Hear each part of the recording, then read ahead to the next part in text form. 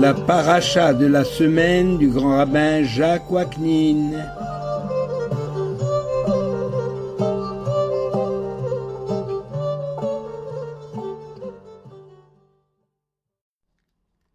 Chers amis, bonjour. La paracha de Devarim. Torah d'hier, Torah d'aujourd'hui. C'est-à-dire l'interprétation de la Torah. Le livre de Devarim est désigné par nos sages par le vocable Mishneh Torah, que l'on pourrait traduire par seconde Torah ou répétition de la Torah. C'est un titre qui a été repris par le Rambam, par Maïmonide, pour son œuvre monumentale qui fait autorité encore aujourd'hui. Or, dans ces 13 articles de foi, ce même auteur, le Rambam, insiste sur l'unicité de la Torah. Il écrit « Je crois d'une foi parfaite que la Torah, présentement entre nos mains, ne sera pas changée. Il n'y en aura pas d'autre de la part de l'Éternel. » Que signifie alors l'appellation Mishneh Torah, donnée par nos sages au 5e et dernier livre de la Torah? Le livre de Devarim n'est pas la répétition des 4 livres de la Torah. Il est différent de ces livres, dans lesquels Moïse ne fait que rapporter les paroles de l'Éternel. Moïse est l'intermédiaire entre Dieu et les enfants d'Israël. Tandis que dans le livre de Devarim, il devient un acteur de premier plan. C'est lui l'auteur de ce livre, de ce discours. Avant de quitter ce monde, Moïse tient à exhorter les enfants d'Israël à observer la Torah. Dans son long discours, Moïse ne reprend pas mot pour mot la loi divine. Il est obligé de la formuler, de l'interpréter dans le langage de cette nouvelle génération née dans le désert et qui va prendre possession du pays promis aux patriarches. Non seulement on y rencontre une différence dans le style, dans ce livre de Devarim, mais également dans les sujets de préoccupation. En effet, la nouvelle génération doit se préparer à affronter une vie normale, dans laquelle le miracle n'intervient que lorsque l'homme a déployé toutes ses énergies et est allé au bout de ses possibilités. Dans le désert, le miracle était le pain quotidien, aussi bien au niveau de la nourriture que de l'habillement, de la santé et de la sécurité. Tout venait du ciel, la manne, les nuées de feu, les nuées de fumée.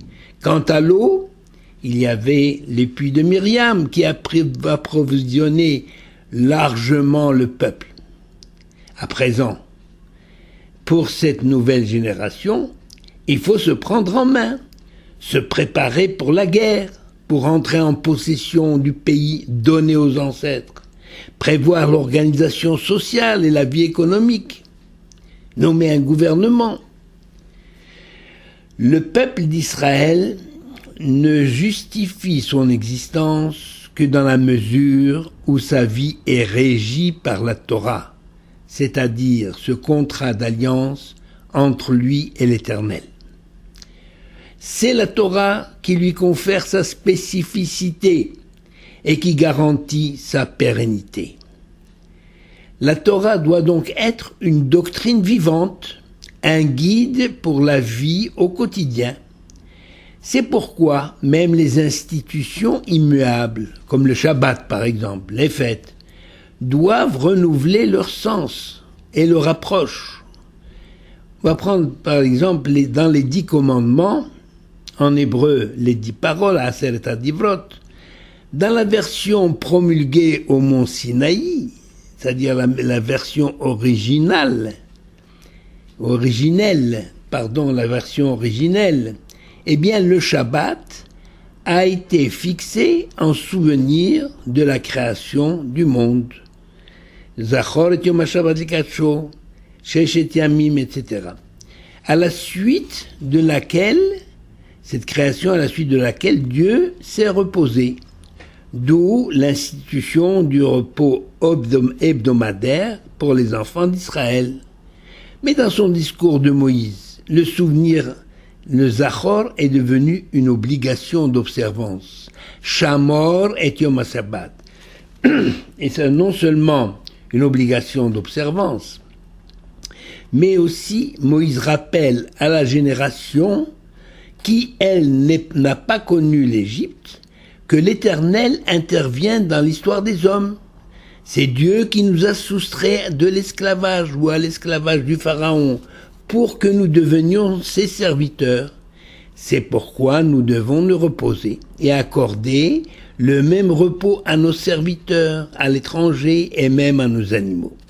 Donc le Shabbat, c'est le Shabbat, il demeure le Shabbat, jour saint consacré à l'Éternel. Mais sa présentation et ses motivations sont différentes.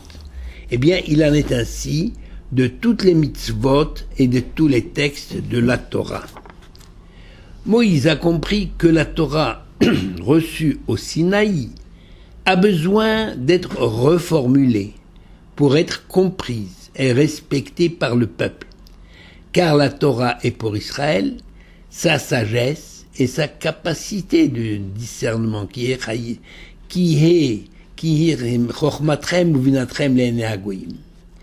cette reformulation ne s'est pas arrêtée avec Moïse, bien au contraire. Notre maître a ouvert la voie à cette gymnastique de l'esprit qui ne s'arrêtera jamais et qui a valu justement aux Juifs le sobriquet de coupeurs de cheveux en quatre, tellement ils cherchent à comprendre le fondement de la tradition. À chaque génération surgissent de nouveaux interprètes, non pour ignorer ceux qui les ont précédés, mais au contraire pour les actualiser, pour en tirer les leçons adéquates pour les temps nouveaux. C'est ainsi qu'à l'exemple du Midrash, nos sages n'ont jamais cessé d'essayer de trouver la formule qui peut marquer les esprits de leurs contemporains, et cela continue même de nos jours. Y a-t-il une limite à l'interprétation ? La question est primordiale. Peut-on interpréter à l'infini et dans tous les sens ? Ne risque-t-on pas de déformer le message divin ? Ainsi qu'en témoigne l'histoire des sectes issues du judaïsme. C'est pourquoi Avtalion déclare dans les Pirkei Avot, chapitre 1, verset Mishnah 11, Hachamim hizaharu bedivrechem. Sages d'Israël, soyez prudents dans vos enseignements. Vos disciples viendront après vous et pourraient boire donc de l'eau polluée et pourraient en mourir. L'eau, c'est la Torah, c'est le message. Qu'est-ce que ça veut dire qu'ils pourraient en mourir ? Ça veut dire mourir pour le peuple d'Israël, c'est-à-dire ne plus compter au sein du peuple juif, comme on l'a vu, des déviations qui ne sont plus au sein du peuple juif. Ne nous y trompons pas lorsqu'on parle d'interprétation concernant la transmission du testament de l'Éternel. Chacun y puise selon son intelligence et sa sensibilité. La Torah est comme la manne qui tombait du ciel et qui prenait le goût que chacun souhaitait. Eh bien, c'est une réalité. Chacun, justement, a une approche différente de la foi, de Dieu, de la vie, etc. Mais cette réalité que nous tenons pour acquis est vraie, ce que dit la tradition. Même la moindre innovation, le moindre ridouche, n'importe quelle interprétation que découvrira le plus lointain dans le temps, n'importe quel étudiant de la Torah, a déjà été formulée au Sinaï. Donc en fait, nous ne faisons que retrouver, redécouvrir la vérité du message de la Torah. Et chaque génération a son approche différente. Le Ramban, c'est-à-dire Nachmanide, pas le Rambam avec M, mais Ramban avec N, qui est Nachmanide, fait remarquer que le verset du Deutéronome 1.3 précise le sens dans lequel Moïse a parlé. Parce que Moïse dit « ainsi que l'Éternel », le texte dit « ainsi que l'Éternel le lui avait ordonné ». C'est-à-dire Moïse a parlé et le texte rapporte qu'il n'a fait que redire ce que l'Éternel lui a dit. Mais alors, Moïse n'a fait qu'intégrer dans son discours les commandements reçus de Dieu et qui ne sont pas mentionnés dans le texte des 4 livres de la Torah. C'est-à-dire que Moïse n'a pas innové en fait. Il a rapporté les commandements qui n'étaient pas inscrits dans les 4 livres. Et pour les besoins de la nouvelle situation des enfants d'Israël,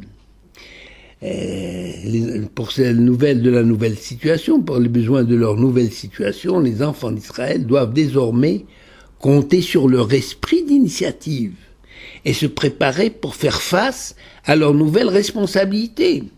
Ils doivent construire un pays, une société viable, étant livrés à eux-mêmes, sans aucune aide du ciel qu'ils peuvent éventuellement invoquer. Mais désormais, ils ne peuvent plus compter sur le miracle, même si la vie est un miracle permanent. Le livre de Devarim, justement, est d'une certaine manière le précurseur du Talmud. L'esprit talmudique, sa méthode, sa démarche, sa curiosité est le fondement de toute bonne interprétation. Aucune piste n'est occultée. La langue de bois est rejetée. Aucune réalité de la vie n'est ignorée.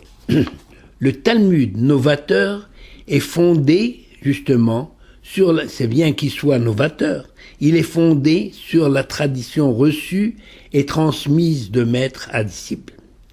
L'interprétation la plus novatrice dans la tradition juive, authentique, qui a été le soutien du peuple juif dans son existence et le maintien de sa pérennité et de la pureté de sa foi, elle prend justement sa source dans la parole divine et de son message éternel.